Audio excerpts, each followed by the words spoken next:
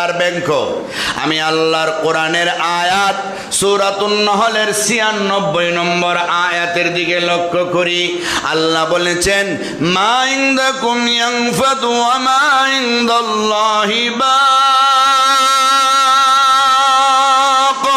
ওয়ালানাজজিয়ান্না আল্লাযীনা সাবারু আজরাহুম বিআহসানি মা কানু ইয়ামালুন।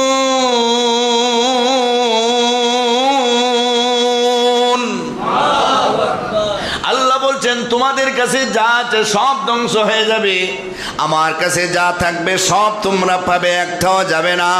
এই জন্য আমি দুনিয়ার কোনো ব্যাংক ব্যালেন্সে টাকা পয়সা জমা না রাখা আমি আল্লাহর অ্যাকাউন্টে জমা রাখি।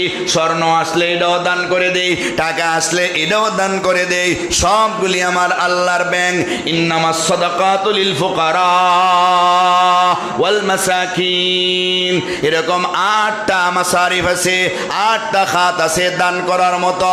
এই সমস্ত খাতে আমি দান করে দেই, সবগুলি আমার আল্লাহর কাছে আমি গিয়ে পাইব। আমি 1টা টাকা যদি দান করি ওইটাও আমি আল্লাহর কাছে পাইব। নিয়তরে সহিরাইকা যদি সরিষা দ্বারা পরিমাণ দান করা হয়, আল্লাহ তার ব্যাংকে ইদারে বাড়াইতে বাড়াইতে বাড়াইতে বাড়াইতে উহুদ পাহাড় পরিমাণ করে ফেলে।